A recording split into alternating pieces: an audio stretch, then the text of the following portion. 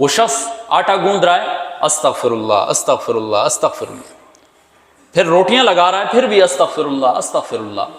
امام احمد بن حنبل رحمہ اللہ حیران ہوئے کہ کیسا شخص ہے کہ مسلسل اس کی زبان سے استغفار ٹپک رہا ہے۔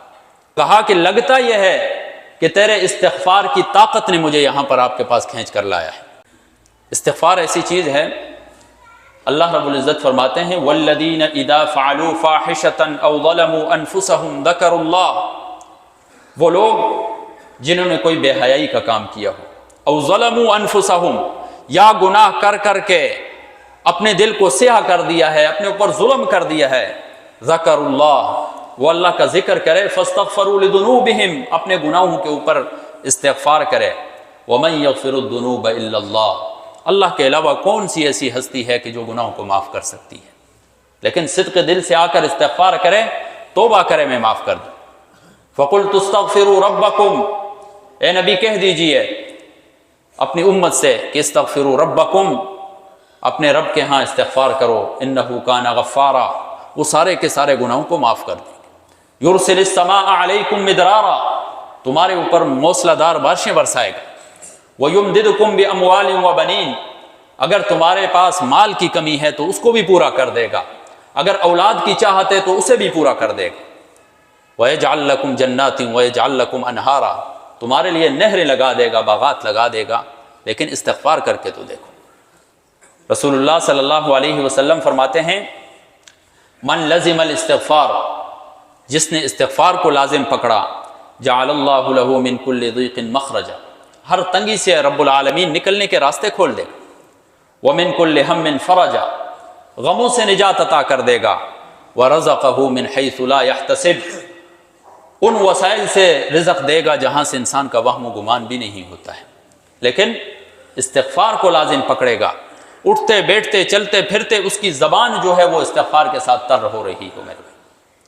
اسی طرح مسند احمد کی روایت ہے، رسول اللہ صلی اللہ علیہ وسلم فرماتے ہیں کہ ان اللہ عز وجل لیرفع الدرجۃ للعبد الصالح فی الجنہ، جنت کے اندر ایک نیک بندے کا درجہ بلند کیا جائے گا، وہ کہے گا یا اللہ میں نے تو کوئی عمل نہیں کیا ہے، یہ میرا درجہ کیوں بلند ہو رہا ہے؟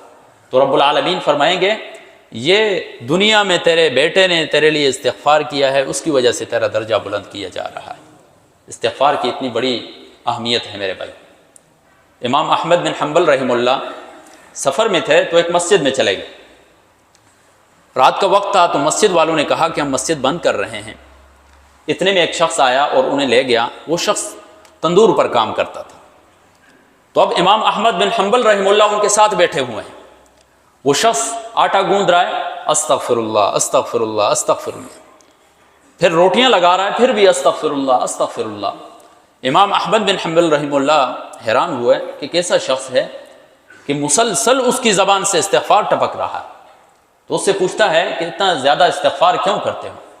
تو وہ شخص کہنے لگا، اب دیکھیں وہ شخص تندور پر کام کرنے والا ہے، کہتا ہے کہ اس استغفار کی وجہ سے رب العالمین نے میری ساری دعائیں قبول کی ہیں۔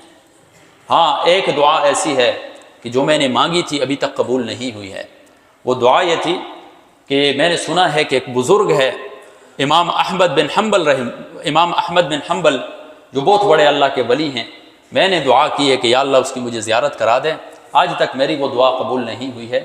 امام احمد بن حنبل رحمہ اللہ نے فرمایا اللہ تبارک و تعالیٰ نے تیری وہ دعا بھی قبول کر دی، میں احمد بن حنبل ہوں، اور کہا کہ لگتا یہ ہے کہ تیرے استغفار کی طاقت نے مجھے یہاں پر آپ کے پاس کھینچ کر لایا ہے۔